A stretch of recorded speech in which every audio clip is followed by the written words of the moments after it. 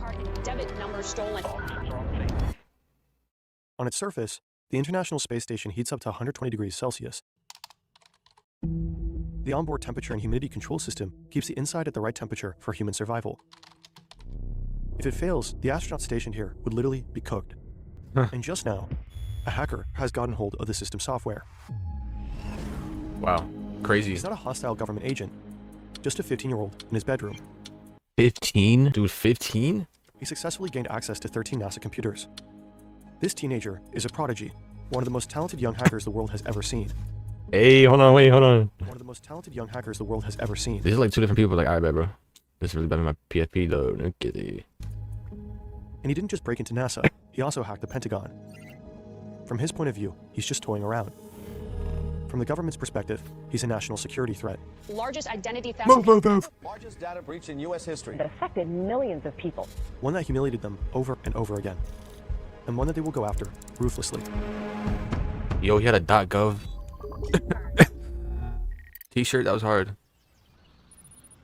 It's the year 1989, a suburban village in South Florida. Yo, same, Antones. I never wrapped my mind around that. He is 6 years old. But slowly While understood. other kids are outside playing tag. Language. He's inside, glued to the family's computer.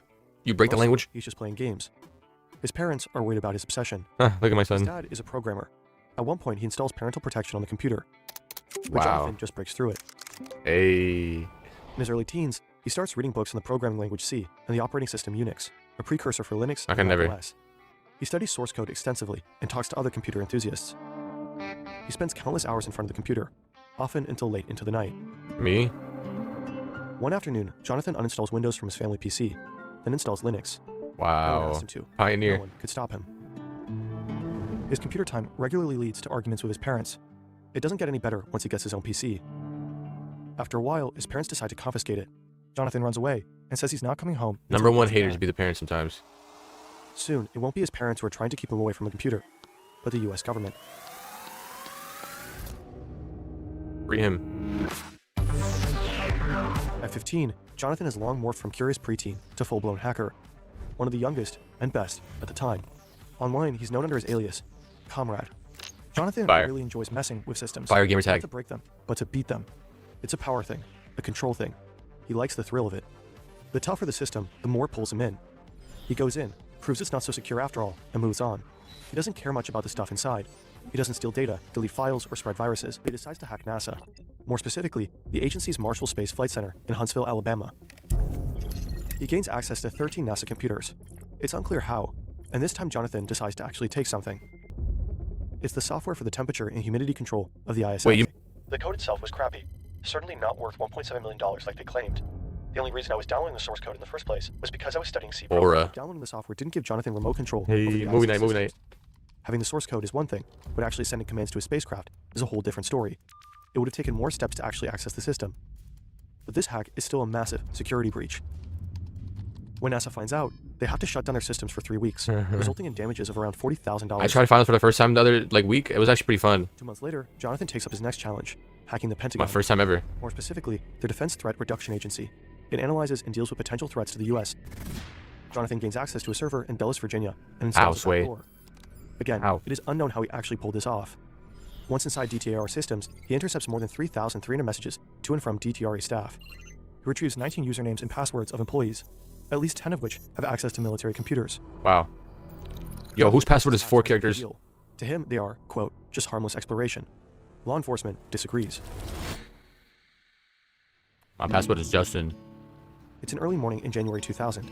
Last month, Jonathan turned 16. By now, he has not one, but multiple computers of his own. He is well connected with other hackers, Lit. sharing tips and tricks.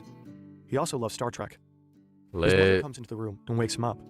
Jonathan, honey, the FBI's at the door. My worst They're here nightmare. for him. The feds. They raid his family home and take 5 computers. They also take his Palm Pilot, some CDs, and his Star Trek book. Wow, which was what? evidence. Jonathan is questioned by the officers. He admits everything and promises to never do it again. Then he hears nothing for 3 Fire him. months. Fuck. And then the authorities press charges. Wow, His haters. life begins to change dramatically. Damn, he got booked. Jonathan James becomes the youngest person ever convicted of violating cybercrime laws in the US. If Jonathan had been an adult, he might have ended up with a decade behind bars. But he's still a minor. So the U.S. District Court in Miami puts him on 6 months house arrest. Okay. Jonathan is no longer allowed to use his computers in his free time. Jonathan, chill. And even worse, Yo, they took he the has to Star Trek report book for his what? to NASA and the Department of Defense. Later, he tests positive for drugs, a clear probation violation. So Come he on, gets sent to a bro. juvenile detention facility for 6 months. Come on, you got one job. He's scared about spending time there with actual criminals. His father will later say that prison changed Jonathan. It made him strangely idle. Looking It's back, fucked up. Jonathan regrets the whole thing. What started as fun challenges ended with him behind bars. The thrills weren't worth it, not even close. From that point on, he decides to leave hacking behind for good. But not everyone believes him. And a few years later, his past life will catch up with him. Movie. Some viewers think our animations are made with AI. Our 3D artists, who spend countless hours, just disappointed. AI can be helpful with Bro, other tasks, 6 though, like Oh, research. W fucking commercial. The story continues. Me? This is Albert Gun. He too is a self-taught hacker. When he was 14, he also broke into NASA systems. And as a consequence, he also got a visit by the FBI. But that didn't stop Gonzalez from hacking. Far from it. We don't know if Albert Gonzalez and Jonathan James knew each other, but they had a common Yeah, hacker they friend actually was called fucking. Scott. My bad. Gonzalez went by many aliases on the internet, but his favorite was Soup Nazi, a Alright. reference to a Seinfeld episode. You want bread? Yes, please. $3. In early 2000s, Gonzalez stumbled across Shadow Crew, a marketplace for trafficking stolen credit and bank card numbers and identity information. And even though the feds are having an eye on him, he gets involved. In 2003, he gets caught trying to pull cash from an ATM Yes. using fake credit cards. To avoid jail time, he agrees to work Bet, with the Brendan. Secret Service. Soon, he helps them bust it. You'd expect that his work as an informant for the Secret Service would stop him from any criminal activity. But What? in his view, the salary from the Secret Service is too low. So he gets back to what he does best. No way. Hacking.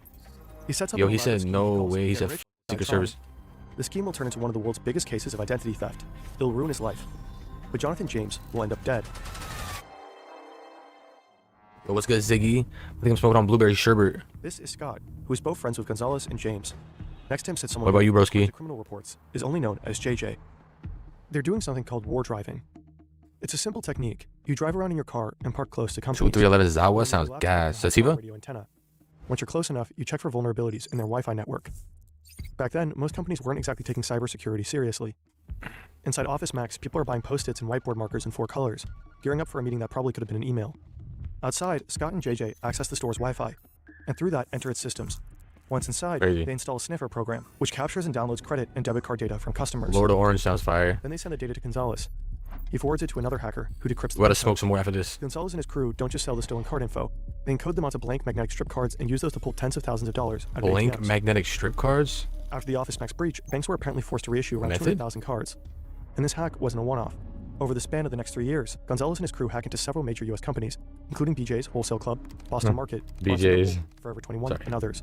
Their biggest credit card data heist happens at TJX. That's the parent company of TJ Maxx, Marshalls, Home Goods, and others. Around 96 million TJX customers are affected by the theft of their credit and debit card info. Cherry pot pie sounds nice. At the time, That's these definitely a attacks were the hybrid. largest case of identity theft I'm gonna in US guess. history. Yo, I love when that shit Around smells like candy. 100 It smells like million credit and candy. debit cards.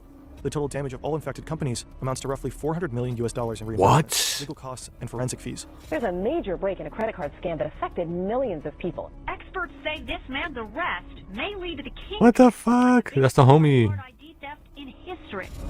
The Secret He's Service cooked. investigates, and at one point, they realize that their very own informant is not only involved, but is the mastermind behind the TJX heist. What? Yo, I'm too May clap. 2008, Pinecrest, Florida. Jonathan James is 24 years old now. He doesn't go to college. He doesn't have a job. Real. His mother died of breast cancer 6 years ago. Damn, rest in peace. Together with his brother, he's Guys, wait, speaking of NordVPN, we're actually sponsored. I think they did get caught eventually. There's no way you can't. Overall, he's living a withdrawn life. and Just is like retired me. From hacking. But today, he'll get another surprise visit. This Yo, time, it's the Secret chill. Service.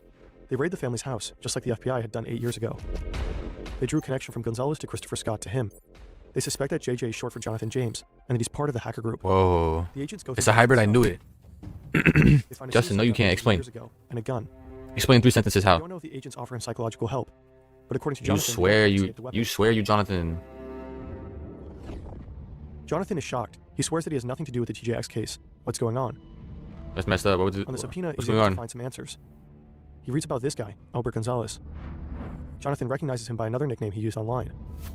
DNS Gonzalez was working rerouting. as an informant for the feds Yo, since Jonathan. I mean, not 2003. Jonathan. For Justin. 5 years, So if somebody uses like a service like Text Now, is there a way that I can track their IP without needing to hit the data provider? Nah, right? Gonzalez used Scott to pull off his hacks, while simultaneously ratting out other hackers to the feds. Going by the yo, what's good, Cruxy? Jonathan is sure that We're watching how this Gonzalez is dude not trying to pin the hacked hacks the on Scott. Pentagon. I don't think so. And he's Yeah, so I getting gotta that contact the idea. data provider. He thinks that would be Movie. a much more appealing target than Chris. It might not matter to the feds that he's innocent, Just wanted to ask. even though, in his words, The king hacker. Scott and Gonzalez are the most destructive, dangerous hackers the feds ever caught. They'll let them off easy because he's a juicier target. That would please the public more. Yo, he's In switching up. Jonathan's mind, the picture is clear. They need a scapegoat. Not Gonzalez, not Scott. My fault. not Quick the one flex, real actually quick. My bad, my causing bad, my damage, bad. But him, Jonathan. In his words, the feds played dirty. Yeah, unless you get Police for a you hit the NYPD about it though. There's this paper that has made rounds. If this is in the related to hacker that case. scene, Agent Steele's Guide to Getting Busted. It's basically a survival guide for hackers, written by one who ended up in prison. What? Agent Steele's real name was Justin Tanner Peterson. He's an Justin. American hacker who worked as an informant for the feds while continuing to commit crimes. Jen Long story. Agent Steele writes, Yeah, me too. Me too, Crux. I don't know. My boy gave this to me to this day. Mewtwo, that's all I know. He'd be wise to learn the rules of engagement. He makes it clear that law enforcement isn't always fair. They play dirty and will do just about anything, including lie, to win their case. Aye. Jonathan read this guide, and he knows that Gonzalez is working with the feds, so he's convinced he's going to prison, even though he's innocent. Wait, holy shit. The first time was already terrifying. He doesn't want to go through that again. Get me out. Oh shit. Damn. Don't tell me. On May 18th, 2008, 2 weeks after agents raided his home, Jonathan was found dead.